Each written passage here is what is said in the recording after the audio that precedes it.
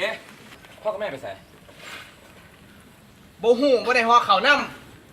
โอ้ยปวดตีนเนาะ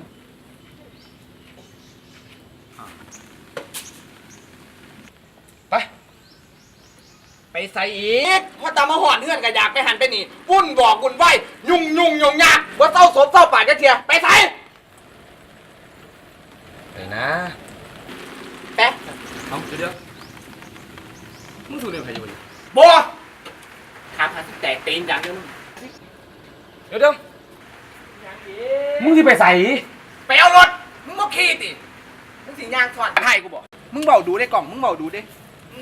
กูบอกหลายเทื่อแล้วเด้เนี่ยมึงอย่าถามกูจังเสียเห็นบอวิทยุกูเปิดว่าติดโอ๊ย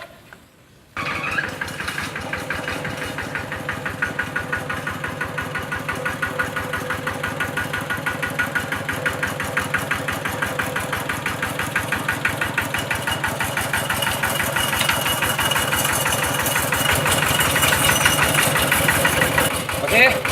มึงเห็นหนังกับรถกูดิเจ้าสิหูหยังข่อยกำลังมีความรักทุกอย่าง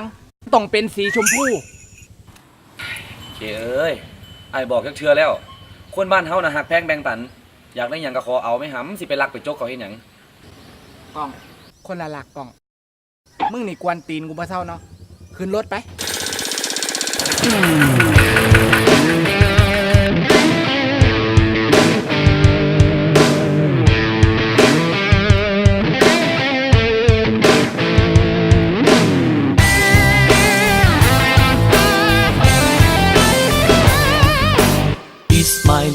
เหมือนฝีสุดตายจนใครๆมองเราไม่ดีบ่าวบ้านนอกแต่งโตเกาหลีฟังเพลงอินดี้ป๊อปแดนและบอยแบนด์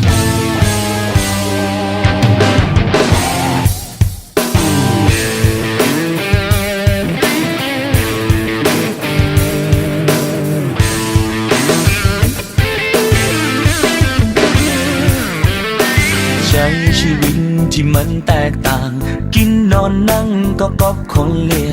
จนอีพอเพิ่นใจละเหียสุดท้ายจึงหูโตตนเฮาเป็นจังใดเกิดเป็นคนอีสานเลือดก็คนอีสานมีบุญมีงานก็ต้องมีหมอลำมีลาบมีก้อยมีจุซอยจำยังจนยังจำวิธีบ้านเฮาเสียงพิ้นเฮาเสียงแค้นยาวยาวเจ้ายาวหมอลำเจ้ายาวยังเป็นลำวงตัวที่ต้องเกี่ยวสาวบ่ลืมเรื่องราวบุญหีด12และของ14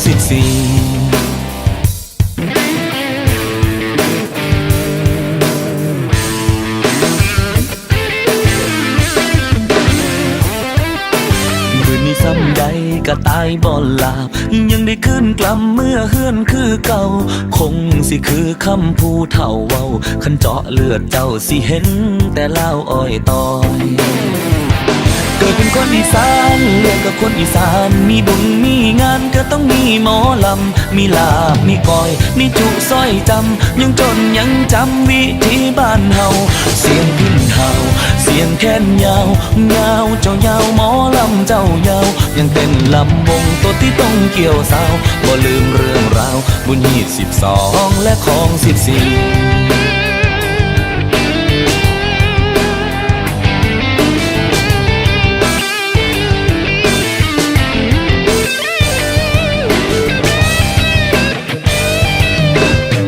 ซ้ำใดก็ตายบ่หลาบยังได้ขึ้นกลับเมื่อเฮือนคือเก่าคงสิคือคำผู้เฒ่าเว้าคันเจาะเลือดเจ้าสิเห็นแต่เล่าอ้อยตอยเกิดเป็นคนอีสานเลือดกับคนอีสานมีบุญมีงานก็ต้องมีหมอลำมีลาบมีก้อยมีจุซอยจำยังจนยังจำวิธีบ้านเฮาเสียงพิ้นเฮายาวเจ้ายาวหมอลำเจ้ายาวยังเป็นลำวงตัวที่ต้องเกี่ยวสาวบ่ลืมเรื่องราวบุญหีด12และของ14เสียงขึ้นเฮาโอ้โอ้ละนอโอ้โอ้ละนอโอ้โอ้โอ้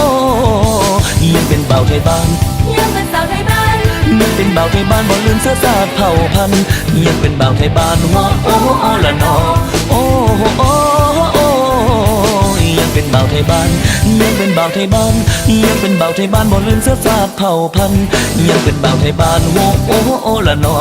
โอ้โอ้เพราะอัตลักษณ์มันปักที่ใจไม่อยู่ที่ใดฉันก็ไม่ลืมได้อยู่ในที่แห่งหนใดขึ้นชื่อว่าไทยนี่แหละที่ยืนไอ้เป็นผู้บ่าวไทยบ้านมันตะโกนต้องย่านว่าไอ้จะลืมกระซืบจะสานซาสินไทยจะมามีอันใดตีมาคืนยังยืนอยู่บนวิถียังใจชีวิตเหมือนเดิมทุกวันจะเหนือหรือสัตว์ออกตกพวกเราทั้งหมดคนไทยเหมือนกันต้นไม้หักมาใบลืมรากมันก็เติบโตในทุกๆวันแต่หากต้นไม้นั้นลืมรากเน่ามันก็กลายเป็นเท่าขี้ผงเหมือนกัน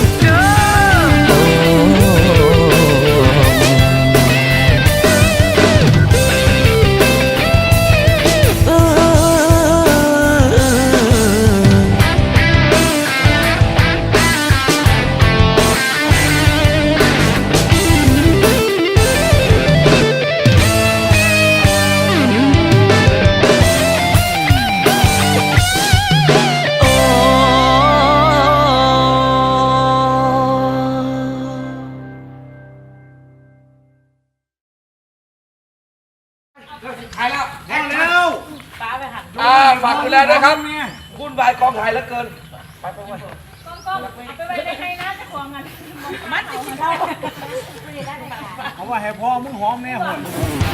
เกิดเป็นคนอีสานเลือดกับคนอีสานมีบุญมีงานก็ต้องมีหมอลำมีลาบมีก้อยมีจุกสร้อยจำยังจนยังจำวิธีบ้านเฮาเสียงพินเฮาเสียงแค้นยาวยาวเจ้ายาวหมอลำเจ้ายาวยังเต้นลำวงตัวที่ต้องเกี่ยวสาวบ่ลืมเรื่องราวบุญ22